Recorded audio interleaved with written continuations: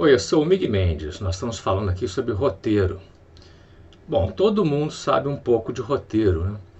Como eu já falei antes, a gente quando lê uma história em quadrinhos ou assiste um filme, etc., a gente reconhece umas situações da história que sempre acontecem. Algumas vezes você já prevê o que vai acontecer depois. E às vezes já sabe o final nos primeiros 10 minutos do filme. Isso acontece mais ainda quando você começa a ver os filmes e ler histórias não só para passar o tempo, mas com a cabeça de quem faz as histórias. É uma bênção e uma maldição. Quanto mais você pensa como quem cria, mais transparentes os roteiros vão parecendo. Chega um ponto que você não se distrai mais com filmes e quadrinhos, você está sempre analisando, sempre estudando. Aí se surpreende cada vez menos, que é uma pena, mas vamos usar isso ao nosso favor?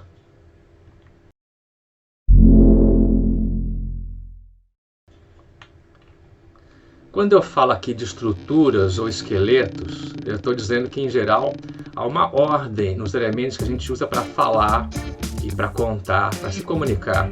Há uma ordem dos elementos. E se você apenas substituir o termo que vai em cada lugar, você tem uma frase nova ou uma história nova. Quer dizer, você já usa estruturas quando você fala normalmente. São parte da linguagem. Além disso, você pode combinar estruturas umas com as outras, até o infinito. Você pode pensar que é uma prisão para sua criatividade, reconhecer que tem estruturas, mas não é isso. Olha, ser imitador é pegar uma história completa, pronta, aí só trocar o nome do personagem, o lugar onde a história acontece e pronto. Mas isso é plágio. Agora, usar estruturas de frases e estruturas de histórias que já estão por aí, e combinar tudo do seu jeito, isso é a criação. Há décadas, os pesquisadores da linguagem começaram a estudar um grande número de histórias para ver se existiam mesmo essas estruturas que se repetiam. E quais eram? Tem grandes estruturas, como aquela divisão em 3 atos, que nós já falamos no outro vídeo, e há pequenas estruturas, né? Elementos de roteiro que a gente acaba usando e reusando, e recombinando.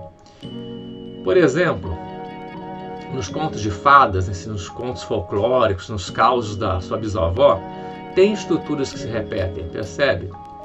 Olha só, quantas histórias tem isso? Para ficar com a pessoa que o personagem está apaixonado, ele precisa passar por uma prova muito difícil, para fazer um sacrifício. Tem vários contos populares que são assim, né? Tem esse pedaço, né? Outra, um personagem poderoso faz mal a um outro mais fraco. Então, como uma reparação, ele substitui o que ele estragou por uma outra coisa.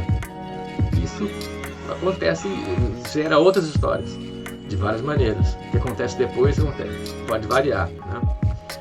Outro exemplo, 2 pessoas desconhecidas estão no mesmo lugar e têm malas iguais. As malas são trocadas sem querer. Então, depois uma tem que encontrar a outra para destrocar a mala.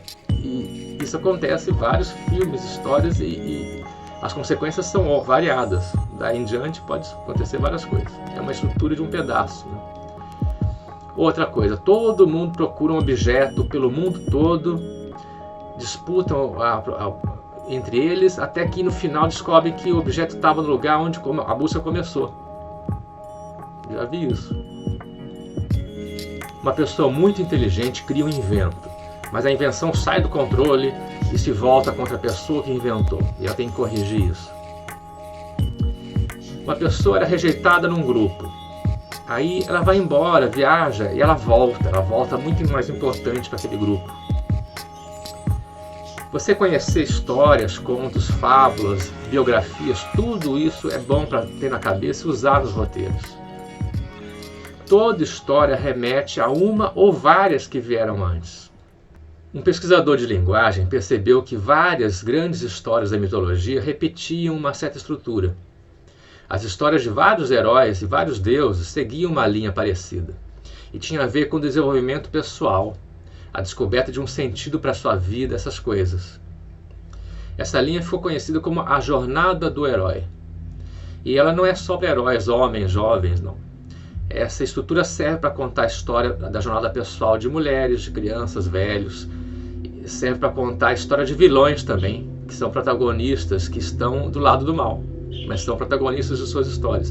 Todos que sejam protagonistas de suas histórias podem seguir essa estrutura da jornada do herói. Por isso, os produtores da indústria do cinema começaram a usar muito essa estrutura para escrever roteiros que fossem tão envolventes quanto aqueles contos mitológicos. Eles achavam que era um segredo, uma dica de ouro, um atalho para o sucesso. Não eram sempre histórias muito profundas como da mitologia, mas sempre mexiam com o espectador. Esse pode ser o tema de uma outra aula, a jornada do herói. Outro tema que eu posso detalhar depois é a teoria da jornada da heroína. É uma outra estrutura. Você pode tranquilamente usar a jornada do herói como estrutura para um roteiro que tem a mulher como protagonista. O que acontece é que tem uma outra linha narrativa que fala mais do ser feminino mitológico. E aí gera outros tipos de histórias. Então a dica é ler muito, assistir muita coisa, mas sempre com a mente de estudante, de pessoa que cria histórias. Tem que pensar assim, que estrutura os roteiristas usaram nessa parte? Tenta destrinchar o roteiro de qualquer coisa que você esteja assistindo.